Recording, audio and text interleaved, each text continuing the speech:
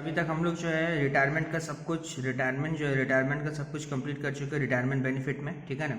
Retirement में हम लोग ग्रेच्युटी पढ़ चुके थे, पेंशन पढ़ चुके थे, लीव सैलरी पढ़ चुके थे, उसके बाद में लीव एनकैशमेंट पढ़ चुके थे और रिट्रेंचमेंट कंपनसेशन पढ़ चुके थे।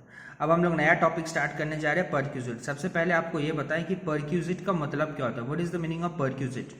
देखो, परक्यूजिट का मतलब होता है non cash benefit. Non cash benefit मतलब कंपनी आपको बोलेगा कि हम आपको कैश नहीं देंगे, लेकिन आपको हम क्या देंगे, बेनिफिट देंगे। कैश नहीं देंगे, बेनिफिट देंगे। इसका थोड़ा एक एग्जांपल समझाइए। जैसे मान लीजिए आप कलकत्ता में नौकरी करते हैं, ठीक है ना। आपको मैंने दिल्ली बुलाया, मैं एक कंपनी हूँ, आप बीइंग एम्प्लॉयर मैंने आपको दिल्ली बुला लिया। तो अगर मैं आपको दिल्ली बुलाता हूँ तो आप मेरे को बोलोगे सर मैं तो सिटी चेंज कर रहा हूँ। हम बोलेंगे यस करेक्ट बात है, तो आप मेरे को एकोमोडेशन प्रोवाइड करिएगा क्या। हम बोले हाँ कर देंगे एकोमोडेशन प्रोवाइड। सर नया सिटी में आ रहे हैं, गाड़ी वगैरह, ठीक है, कार फैसिलिटी प्रोवाइड करिए क्या। हाँ कर देंगे, ऑफ कोर्स कर देंगे, कार फैसिलिटी भी प्रोवाइड हो जाएगा। अच्छा ठीक है, समझ गए। तो सर इसका मतलब आप मेरे को इतना कुछ प्रोवाइड कर रहे हैं, ठीक है। तो ये सब होता क्या है, ये सारा का सारा परक्यूजिट है। क्यों, देखो यहाँ पर हम आपको कैश नहीं दे रहे, बेनिफिट दे रहे हैं। कैश नहीं दे रहे, बेनिफिट दे रहे। ट्राई टू अंडरस्टैंड, कैश नहीं दे रहे, क्या दे रहे, बेनिफिट दे रहे, ठीक है ना। जैसे आप मेरे को बोलोगे कि सर मेरे घर में काम करने वाला सर्वेंट चाहिए, वो भी मिल जाएगा आपको। अब ये सारा का सारा फैसिलिटी जो हम आपको दे रहे हैं ना, ये सब तो देंगे, लेकिन इस सब का जितना वैल्यू होगा सब आपका सैलरी में जुड़ जाएगा। मान लीजिए कलकत्ता में आपको 40,000 सैलरी मिलता था, ये सब का वैल्यू हो जा रहा है 50,000, तो आपका सैलरी हो जाएगा 90,000, लेकिन आपको मिलेगा 40,000 ही। ये 90,000 का आपके लिए क्या बेनिफिट है, 90,000 आपका बेनिफिट है, समझ में आया ना। 90,000 रुपया क्या आपके लिए बेनिफिट है, okay.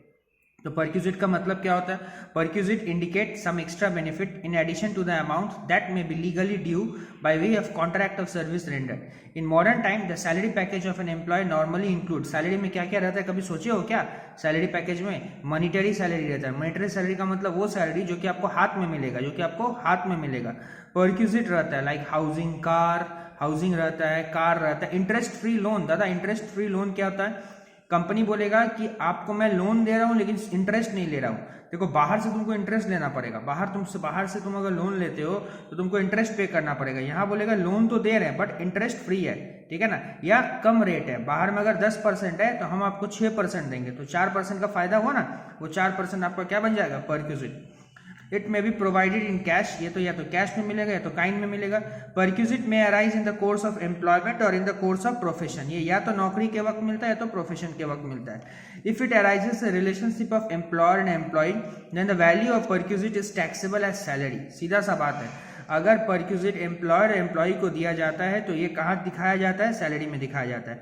However if it arises during the course of profession, अगर प्रोफेशन में दिखाया जाता है तो पीजीबीपी में चला जाता है।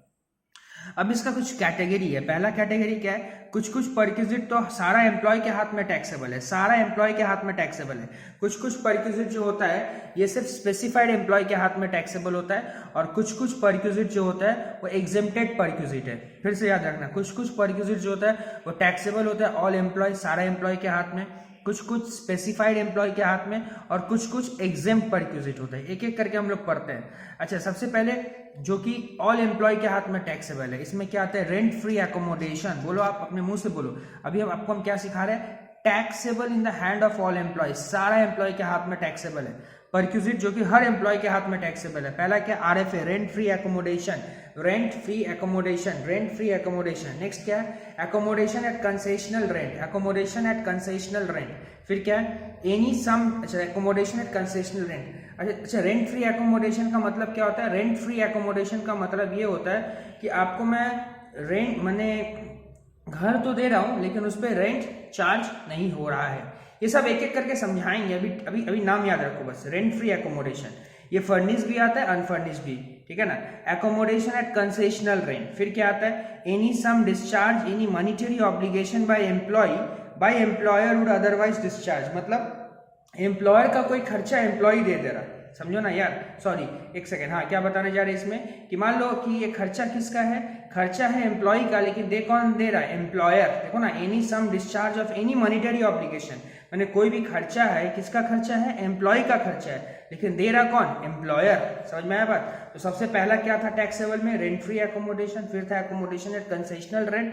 फिर क्या, any sum discharge of an monetary obligation of employ by employer. फिर नेक्स्ट क्या है, any sum payable by employer, ऐसा पैसा जो कि कौन दे रहा है, एम्प्लॉयर दे रहा, ठीक है, विद आइडिया डायरेक्टली और इनडायरेक्टली थ्रू अ फंड, मतलब फंड के थ्रू। जैसे मान लीजिए आप कहीं नौकरी करते हो, ठीक है ना, तो आपका कुछ फंड खोल के रख दिया गया ताकि आपको फ्यूचर में मिल जाएगा पैसा।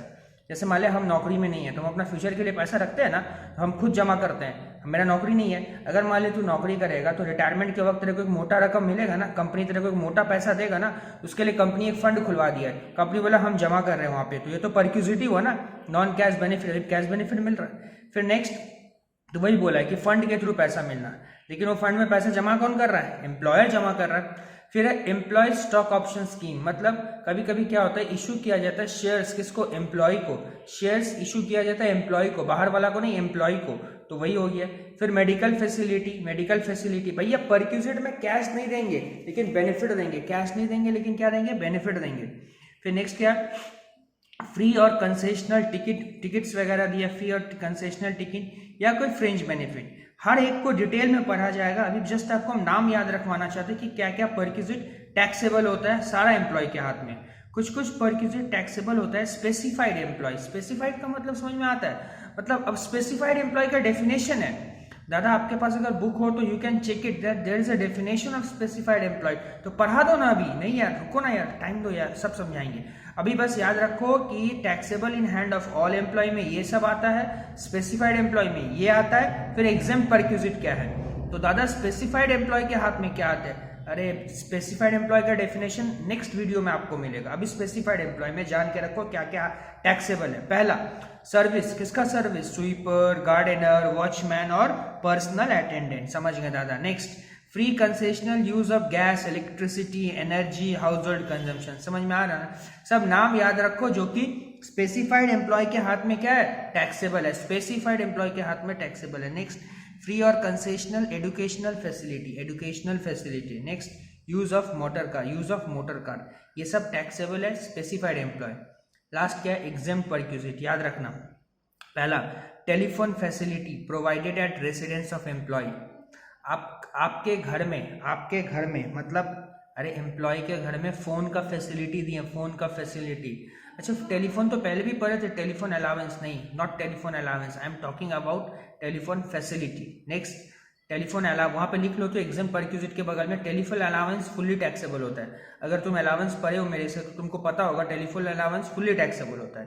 तो telephone facility provided at residence of employ. फिर नेक्स्ट क्या है, reimbursement of telephone bill, reimbursement of telephone bill by employer, employer जो रियम्बर्स करता है ना, देख एक तो होगा कि कंपनी तेरा घर में आके फोन लगा के जाएगा, ले कंपनी का फोन है तो इस्तेमाल कर। दूसरा ये हो सकता है, यहाँ ये बोला जाता है कि तू फोन इस्तेमाल कर, फोन का बिल कंपनी पेमेंट करेगा। नेक्स्ट क्या है, medical insurance premium for employ और फैमिली वगैरह का, फैमिली का भी दिया जाता है। एक्सीडेंटल इंश्योरेंस प्रीमियम जो कि एम्प्लॉयर पेमेंट करेगा। अरे यहाँ सब कुछ एम्प्लॉयर ही दे रहा है, खाली नाम याद रख ये चीज़।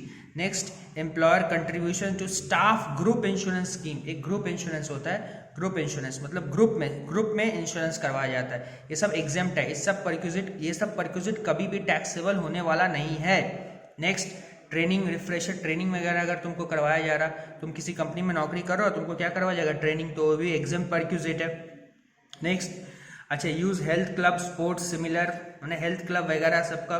फिर नेक्स्ट है tax paid by employer of non monetary perquisite, अगर नॉन मॉनिटरी परक्यूजिट है, नॉन मॉनिटरी मैंने पैसा वाला नहीं है, उस पर कोई टैक्स पेमेंट हुआ है एम्प्लॉयर के थ्रू, नॉन मॉनिटरी परक्यूजिट पे टैक्स पेमेंट हुआ है तो वो भी एग्जेम्प्ट है। Transport facility provided by employer engage in the business carrying of passenger और गुड्स आइदर फ्री और चार्ज एट कंसेशनल रेंट। सुन, अगर मान ले तेरा धंधा ऐसा है कि तेरे को ट्रांसपोर्ट के अलावा तू धंधा कर ही नहीं सकता है, जैसे मान ले तू पैसेंजर गुड्स वगैरह ले जाता है, नहीं समझा, लिखा ना transport facility provided by an employer, employer मैंने कंपनी दे रहा है जो कि एंगेज है बिजनेस ऑफ कैरिंग पैसेंजर, या तो पैसेंजर ले आता है ले जाता है, मैंने बस का धंधा है बे, या तो गुड्स मैंने लॉरी का धंधा है, ठीक है, वहां पे अगर तू ट्रांसपोर्ट फैसिलिटी प्रोवाइड कर रहा है ना तो सीधा का सीधा एग्जेम्प्ट परक्यूजिट हो जाता है। भाई सारा ट्रांसपोर्ट फैसिलिटी एग्जेम्प्ट नहीं होता है, जिसका मेन काम होता है क्या करना, जिसका मेन काम होता है पैसेंजर या गुड्स को ले आना ले जाना, उनके लिए एग्जेम्प्ट होता है। अब मान ले तुम एक आईटी कंपनी में नौकरी करेगा, आईटी कंपनी में नौकरी करेगा, कंपनी तेरे को ले जाने के लिए गाड़ी देगा, तो क्या वो एग्जेम्प्ट होगा क्या? आईटी कंपनी का काम है गाड़ी मैंने आदमी को ले आना, पैसेंजर को ले आना, गुड्स को ले आना क्या? लेकिन बस वाला का काम होता है पैसेंजर को ले आना, पैसेंजर को ड्रॉप करना। लॉरी वाला का काम होता है पैसेंजर को गुड्स को ले आना, गुड्स को ले आना। वो लोग अगर ट्रांसपोर्ट फैसिलिटी देता है तो वो एग्जाम परक्यूजिट है। मैंने इस वीडियो का मेन निचोड़ यही है कि आपको ये जानना है कि परक्यूजिट में कौन सा टैक्सेबल होता है, ऑल एम्प्लॉय, कौन सा स्पेसिफाइड एम्प्लॉय और कौन सा एग्जाम परक्यूजिट है। ओके, इतना देख लो, नेक्स्ट वीडियो में आगे बताया जाएगा आपको। ओके।